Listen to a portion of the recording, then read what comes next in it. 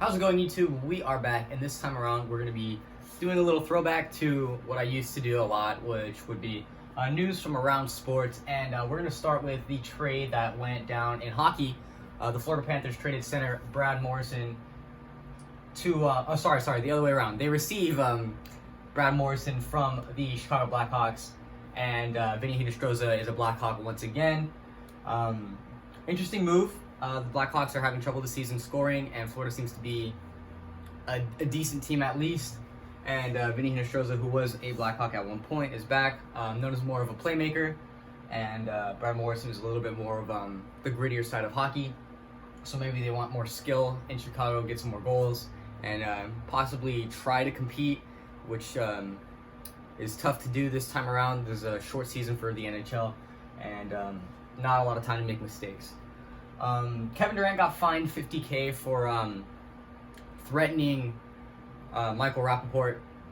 Michael Rappaport posted the DMs that Kevin Durant was sending to him on Instagram, and it wasn't pretty. It was not something that you would expect from an NBA superstar, but I don't really know if he deserved to be fined for that, because of the fact that Michael Rappaport tends to be a guy who gets on everyone's nerves anyways. He says a lot of things that would invoke some talk or a comeback from other players, and most players won't come back because of their stature, like their place as role models. But Kevin Durant has been known to respond. He's not one to take anything lightly. If you say something to him, he's going to say something back, which I do respect. But there was some things where Kevin Durant went over the line, and which is probably why he received this $50,000 fine. But as a fan, as a reporter, as anything, if you say something to someone, you can't expect nothing to come back in return, no matter who you are saying them to. It's a little bit hypocritical for us to be so judgmental of these stars, whether it's an athlete or an actor or whatever they are, to just sit there and stay on their high horse the entire time while we are insulting them or making fun of them for whatever reason.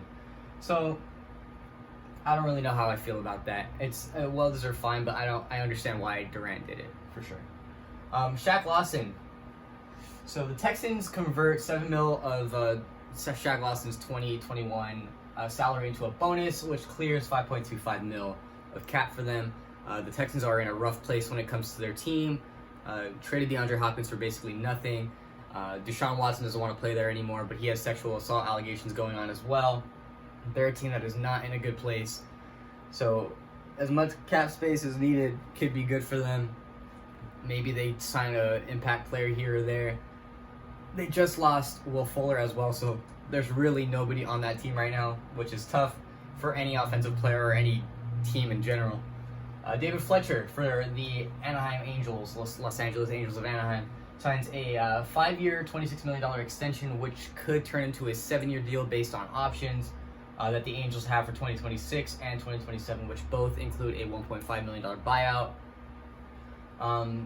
David Fletcher's a nice little piece, but really they should be spending money on pitching that could really push their team over their top, because their lineup is nice. It's probably one of the more underrated lineups in the league. It's just when you get past Rendon and Trout, it's a little bit weaker and weaker. I would like to see them sign a big name pitcher, not go for guys like Dylan Bundy or Jose Quintana, guys of that name. I want them to go for a bigger name. It would have been nice to see them go harder for Garrett Cole, go harder for Trevor Bauer, guys like that. But they refuse to do it. They intend to spend their money only on position players and offense. But everybody knows offense can win you games, but defense wins championships. Vita Vea for Tampa, Super Bowl winners.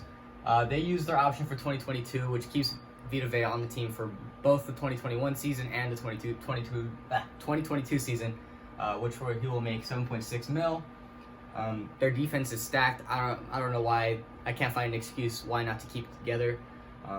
Just won you a Super Bowl. Why not go for a second one? The Bucks extended Jeff Teague's contract for the rest of the year. They have a much needed depth for guards on that team. Aside from Dante DiVincenzo, they don't really have too much going on other than Drew Holiday. So Jeff Teague is a nice little depth piece who can get you some points here, play some defense there, and just as a timekeeper for the two main guards to get back on the floor. The Golden Knights, Chandler Stevenson was suspended 3 games and $71K in fines for an elbowing that he committed a 5-minute major on Tobias Bjornfoot of the Kings. Really was a dirty hit, drew blood. I knew as soon as he caught him, because I was watching that game live being a Kings fan, and I knew immediately that there was going to be a 5-minute major, 1 and 2 a suspension. Bjornfoot is a smaller player, but he was not like ducking her in any way or anything like that. They were going into the boards. It was really, really late, so it's understandable why he got this suspension for sure. The state of hockey, we got the the Florida Panthers, extending goalie Spencer Knight to 3 years, $7.475 million deal, which I think is a pretty cheap deal.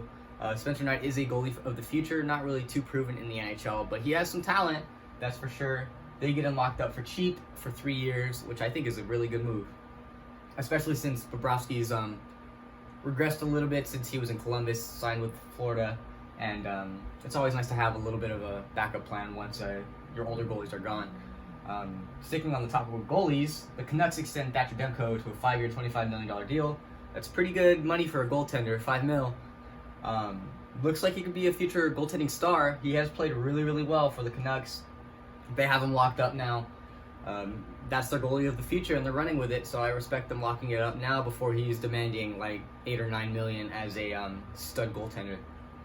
And finally, to end this video, the Seahawks extended wide receiver Tyler Lockett to a 4-year, $69.2 million deal.